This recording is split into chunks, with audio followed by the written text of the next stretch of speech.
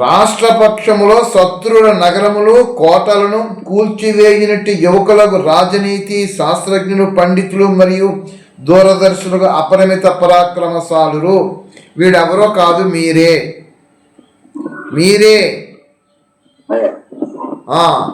ప్రసాదరావు గారు, రామాంజలి గారు, సుబ్బయ్య గారు, భాస్కర్ రావుని, నేను, రాజేశ్వరరావు గారు, కళ్యాణి గారు, నాగలక్ష్మి గారు, శంకరయ్య గారు, డి నాగమణి గారు, సుభాషిణి గారు, జూనదేవ్ గారు, మనమే. ఎవరము? మనమందరము యువకులము. ఇక్కడ మనస్సు అనేటటువంటి నగరములో కోటలు పేరుకుపోయి సంస్కారాలు బలహీనతలతో బ్రహ్మాండంగా కన్స్ట్రక్షన్ చేసేసుకున్నాము. ఇక్కడ మీరు శత్రువుల యొక్క కోటలు నగరములు అన్నారు. ఇక్కడ మీకు శత్రువులు ఎవరయ్యారు? మీ తమో గుణములే, మీ బలహీనతలే, మీ సంస్కారములే. వీటి ద్వారా వచ్చినటువంటి కర్మలు ఫలములే మీకు ఒక పాపపు కర్మల ఫలము. ఆ పాపపు కర్మల ఫలము మీరు అనుభవిస్తారు. పుణ్యపు కర్మల యొక్క ఫలము కూడా మీరు అనుభవిస్తారు. ఆ ఫలాన్ని మీరు ముట్టుకోలేరు, ఇంక అనుభవించడమే. అలాంటి ఫలములకు ప్రేరణ ఇచ్చినటువంటి మీలో ఏదైతే శక్తి ఉన్నదో, తమో గుణగణములైనటువంటి శక్తి ఉన్నదో, ఆ శక్తియే మీలో సంస్కారాల రూపములో మీ బలహీనతలుగా మీ ఇంద్రియముల ద్వారా అనుభవింప చేయిస్తూ వస్తుంటుంది ఈ ప్రకృతిని. ఇప్పుడు మీరు ఇలాంటి మనస్సు అనేటటువంటి ప్రకృతిలో నిర్మితమైనటువంటి కోటలను, ఈ నగరములను మీరేం చేయాలి? బద్దలు కొట్టాలి. అంటే మీ సంస్కారాన్ని బద్దలు కొట్టాలి, మీ బలహీనతను బద్దలు కొట్టాలి. మీకు ఎవరి మీదైనా శత్రుత్వం ఉంటే ఆ శత్రువు అనేటటువంటి వాని మీద శుభదృష్టి శుభభావనతోటి మీరు అతనితో ప్రేమగా మాట్లాడాలి. వచ్చిందా?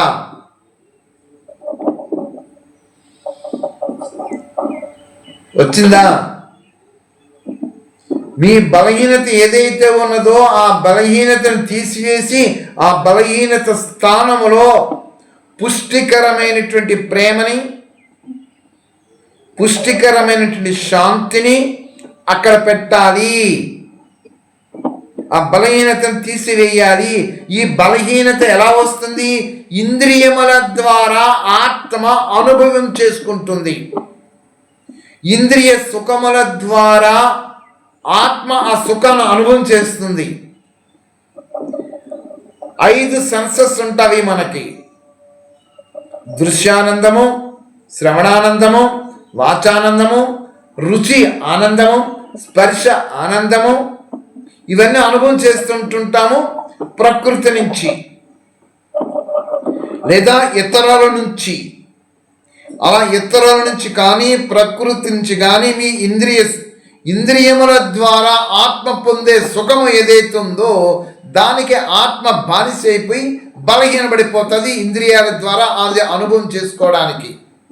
మరి అలాంటి బలహీనతలనే కోటలని, నగరములను మీరు ఎంతవరకు బద్దలు కొట్టారు అది అడుగుతున్నాడు ఇక్కడ ఈ యొక్క రాష్ట్ర పక్షంలో.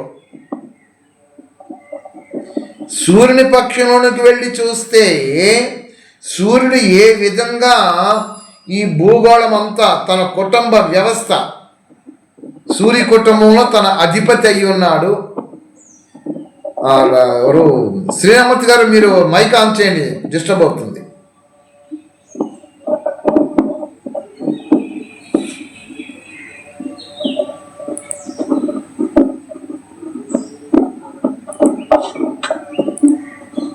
ఆఫ్ చేశానండి, నేను ఆఫ్ చేశాను. ఇక్కడ మూడోది వచ్చింది. ఏమిటిది? సూర్యుని పక్షంలో చెప్పాడు. అంధకారము, మేఘములు, మంచు మున్నవి నగరములను యొక్క ముక్క చెక్కలుగా వనర్చు పదార్థములు కలిపివేయు మరియు వేరు చేయునట్టి తన రేఖపై తిరుగాడుచుండు లేక పృథివీ, మంగళ, బుధ ఈ గ్రహాలు సూర్యుని యొక్క కిరణములు పడని చోట మంచు పేరుకుపోయి భయంకరంగా కట్టేస్తవి. అలాగనే సూర్యుడు తన రేఖ మీద భ్రమిస్తున్నప్పుడు, తిరుగుతుంటున్నప్పుడు, సూర్యుని చుట్టూ కూడా ఇవి తిరుగుతున్నప్పుడు సూర్య కిరణములు ఏ విధంగా అయితే వీటి మీద పడి వీటన్నిటినీ తన యొక్క శక్తి చేత తన స్వాధీనంలో ఉంచుకొని ఆకర్షించుకొని తన యొక్క ప్రకాశ కిరణములతో వీటన్నిటినీ ప్రదీప్తమనర్చుతున్నాడో, ఇక్కడ రండి మీరు దీంతో పోల్చండి. ఎవరు సూర్యుడు? ఇక్కడ సూర్యుడు ఇద్దరు వస్తున్నాడు. ఒకడు ఆత్మసూర్యుడు, రెండవది పరమాత్మ సూర్యుడు. పరమాత్మ సూర్యుడు నుంచి తర్వాత చెప్పుకుందాం. ముందు ఆత్మసూర్యుడి దగ్గరికి వద్దాం. ఆత్మసూర్యుడైనటువంటి మనము ఇక్కడ మన యొక్క నగరములు ఏమొచ్చాయి? మళ్ళీ తమో గుణాలు వచ్చాయి. దేంతో పోల్చాడు? బయట ఉండేటటువంటి దాంతో పోల్చాడు. సూర్యుని ఇక్కడ చూపిస్తున్నాడు. మరి మీరు సూర్యునిగా మారి మీరు ఎక్కడ భ్రమిస్తున్నారు అంటే, ఇదిగో ప్రకృతిలో భ్రమిస్తున్నారు. పేరుకుపోయి కుప్పలు తెప్పలుగా పేరుకుపోయి మీ మనస్సు అనే దానిలో కూరుకుపోయి ఉన్నది. ఇప్పుడు మీరు బద్దలు కొట్టండి ఆ తెరలని, ఆ మంచు నగరములను, ఆ మంచుని, ఈ యొక్క అంధకారమును, ఆ మేఘములను ఇప్పుడు బద్దలు కొట్టండి. ఇక్కడ మీరు వీటన్నిటినీ బద్దలు కొట్టాలంటే మీకేం కావాలి చెప్పండి? ఏం కావాలి? ఒకటే కావాలి. ఏమిటి? జ్ఞాన ప్రకాశము కావాలి. ఆత్మ దగ్గరికి వస్తే ఆత్మ అల్పజ్ఞానంతో ఉంటుంది, పరమాత్మ పూర్ణ జ్ఞానితో ఉంటాడు. పూర్ణ జ్ఞానితో ఉండినటువంటి పరమాత్మ చెంతకు మీరు చేరాలి, ఆయనని శరణ వేడుకోవాలి. మరి పూర్ణ జ్ఞాని అయినటువంటి పరమాత్మ యొక్క శరణ వేడుకుంటున్నారా మీరు? శరణ వేడుకున్న తర్వాత ఆ పరమాత్మ మీకు ఏదైతే రక్షణ కలిగించడానికి జ్ఞాన ప్రకాశాన్ని మీకు అందించాడో ఆ జ్ఞాన ప్రకాశమును మీరు మీ స్వయములో ఎంతవరకు ధారణ చేస్తున్నారు?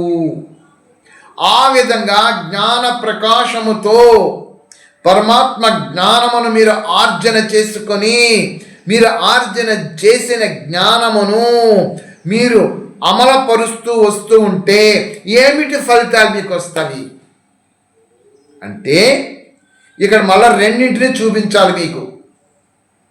రాజు శత్రువుల మీదకి వెళ్ళినప్పుడు కోటలను, నగరములను అక్కడ బద్దలు కొడతాడు, ఆ యువకులుగా వాళ్ళందరూ సైన్యము.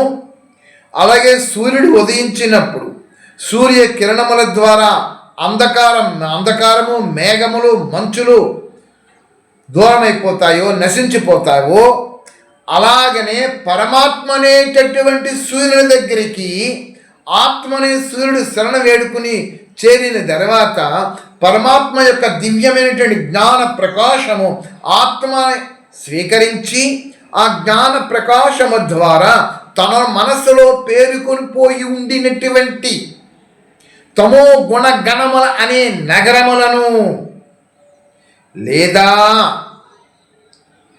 అంధకారమైనటువంటి చీకటిని లేదా సూర్యకిరణములకు అడ్డుగా పడిపోయినటువంటి మేఘములను లేదా మంచును ఏ విధంగా అక్కడ సూర్యుడు బద్దలు కొడుతున్నాడో, ఇక్కడ శత్రువుల మీద రాజు చేస్తున్నాడో, అదే విధముగా ఆత్మ సూర్యుడైనటువంటి మీరు పరమాత్మ యొక్క సాక్షాత్తు సృష్టికర్త జగత్పిత అయినటువంటి పరమాత్మ యొక్క దివ్య జ్ఞాన ప్రకాశముతో మీ మనస్సులో ఉండినటువంటి ఆ యొక్క తమోగుణి నగరములను, కోటలను, మంచును, అంధకారమును, మేఘములను బద్దలు కొడుతున్నారా? అదండి ప్రశ్న జవాబు. అది సార్ ప్రశ్న. ప్రసాదరావు గారు, అయ్యా సుబ్బయ్య గారు సార్, మీ దగ్గర మైకు అలా స్టక్ అయిపోయింది. మీ పిక్చరు సుబ్బయ్య గారు, మీ పిక్చర్ స్టక్ అయిపోయింది. నా పిక్చర్ వస్తుంది సార్, నాకు వస్తుంది వాయిస్. మా వాయిస్ మీకు వస్తుంది, మీ వాయిస్ మాకు వస్తుంది, కానీ వీడియో పోస్ట్ మాత్రం అలాగా స్ట్రక్ అయిపోయింది అంతే. అదేమైనా లిమిటేషన్ ఉందా సార్? 1 అవర్ తర్వాత అది స్టక్ అయిపోతుంది. ఓహో సరే. ఇప్పుడు చెప్పండి ప్రసాదరావు గారు, చెప్పండి. శ్రీరామూర్తి గారు, రాజేశ్వరరావు గారు, సుబ్బయ్య గారు, కళ్యాణి గారు, నాగలక్ష్మి గారు, శంకరయ్య గారు, డి నాగమణి గారు, సుభాషిణి గారు, జూనోదేవి గారు, ఇప్పుడు చెప్పండి. ఎంతవరకు నేను నా సంస్కారములను బలహీనతలను నేను బద్దల కొడుతున్నాను? అయ్యా రామానుజుల వారు, మీరు ఇందాక అన్నారు అష్టాంగ యోగాంగ సాధన. నిజమే, అష్టాంగ యోగాంగ సాధన చేస్తున్నాం, ఇంకా మంచిదే, అది పక్కన పెట్టుకుందాం. నేను ప్రతిరోజు కూడా నేను వీటన్నిటి మీద నాకు యుద్ధం జరుగుతుంది కదా. ఈ ప్రతిరోజు జరుగుతున్న యుద్ధం మీద నేను ఎంతవరకు ప్రతిరోజు విజయాన్ని ప్రాప్తం చేసుకుంటున్నాను? నిరంతరము సంఘర్షణే కదా, నాకు నిరంతరము యుద్ధమే కదా నా మనస్సులో. నా సంస్కారములతోటి, నా బలహీనతలతోటి నిరంతరం యుద్ధమే జరుగుతుంది కదా. నేను యువకుని వలె మారానా శత్రుని సంహరించడానికి? సూర్యుని యొక్క ప్రకాశ శక్తిగా మారానా? నా అంధకారాన్ని, నా తమో గుణగణములను, ఈ మేఘములను బద్దలు కొట్టానా? ప్రతి క్షణము నేను రావాలి కదా, నాలో జ్ఞానం వచ్చింది కదా. ఈ జ్ఞానమును ప్రతి సమయము కూడా నేను ఇంప్లిమెంట్ చేస్తూ రావాలి కదా. నా కార్య వ్యవహారాలలోనూ వ్యక్తులతో కలుస్తున్నప్పుడు, వ్యక్తులతో వ్యవహారం జరిపించుతున్నప్పుడు నేను ఎంతవరకు సమాన స్థితిలో ఉంటూ నా జ్ఞానం అనే ప్రకాశమును ప్రతి క్షణము కూడా వ్యక్తపరుచుకుంటూ వస్తున్నాను? ఇది కావాలి ఈ రోజు. ఎంతవరకు నేను ఉంటున్నాను అది చెప్పండి. అమ్మా కళ్యాణి గారు చెయ్యి అన్వై చేస్తే చెప్పమ్మా. ఇంతకు ముందు అయితే గురుగారు ప్రతి క్షణము బాధ, క్రోధము, కోపము, విషాదము ఇవన్నీ ఉండేవి గురుగారు. ఇప్పుడు ఏంటంటే అసలు ఎవరు ఎక్కడ కోపడినా అది నేను కాదు, నా శరీరానికి, అంటే నా పేరున్న కళ్యాణికే అనే తప్ప నాకు అనేది నాకు అనిపించట్లేదు గురుగారు. ఎందుకంటే ఇంతకు ముందు అనిపించినంతసేపు తిరిగి గొడవ పడేదన్నమాట. ఇప్పుడు ఏంటంటే మౌనం.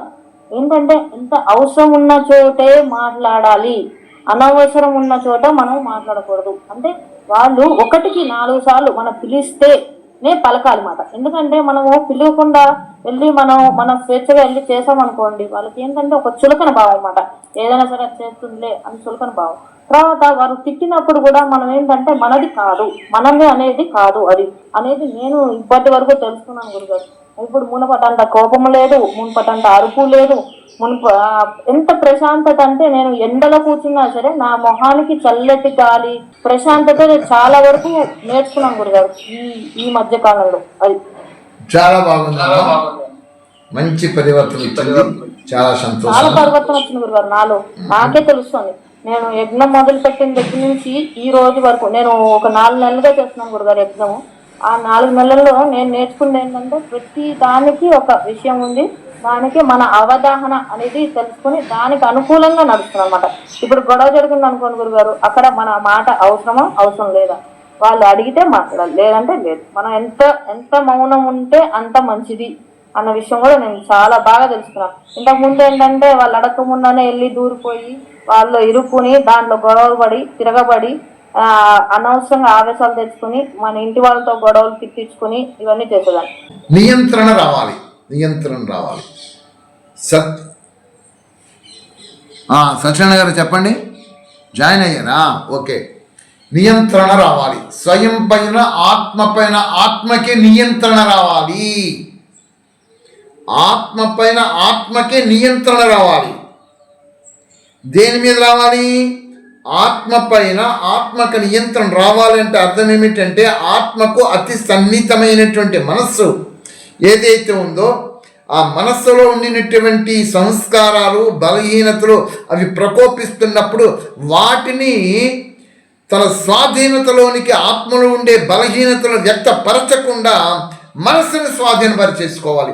మనస్సును స్వాధీనపరచుకోవాలంటే మనస్సు ద్వారా తన యొక్క ఆలోచన విధానంలోంచి కర్మేంద్రియములకు ద్వారా కర్మలు ఆచరించడానికి ఆత్మ పరుగులు పెడుతూ ఉంటుంది, ఆ సుఖాన్ని అనుభవం పొందడానికి. అంటే తనని తనే, అలాంటి తను తన మీద నియంత్రణ చేసుకోవాలంటే ఈ మనస్సులో ఉండినటువంటి ఈ నగరాలుగా, కోటలుగా ఏవైతే పేరుకుపోయి మహా ప్రపంచం ఉందో దీన్నన్నిటినీ సర్వనాశనం చేసుకోవాలి.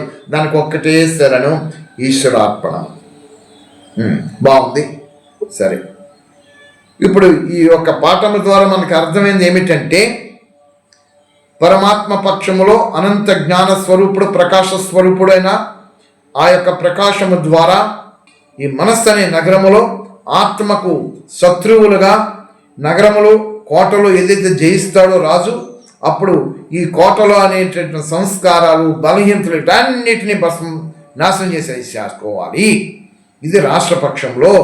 సూర్యుని పక్షంలో అక్కడ అంధకారంతో, మేఘములతోటి, మంచుతోటి కప్పబడుతుంటున్నప్పుడు సూర్య కిరణములు ఏ విధంగా అయితే ప్రసరితమైతే ఇవన్నీ దూరం అయిపోతాయో, ఆ విధంగా అక్కడ సూర్య స్వరూపముగా తనే మారి ఆ తనలో ఉన్న అంధకారాన్ని, అజ్ఞానాన్ని, ఆ అవిద్యని ఈ మేఘములు, మంచులాగా అక్కడ దూరం చేసుకోవాలి.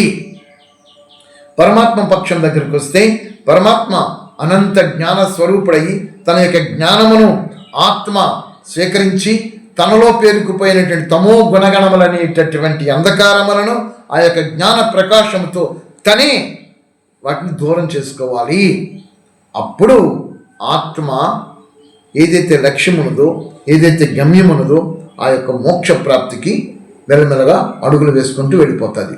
ఎందుకోసం వచ్చాము ఈ భూమి మీదకి? ఆ వచ్చినటువంటి లక్ష్యము నెరవేరిపోతుంది. ఒక జన్మకి మెట్టి ఎక్కుతూ ఆ యొక్క పరాంత కాలంకి చేరువైపోతాం. అదండి ఈ పాఠం యొక్క మనకి బోధపడింది. తర్వాత రేపు ఇంకో పాఠం చెప్పుకుందాం. ఓం నమః.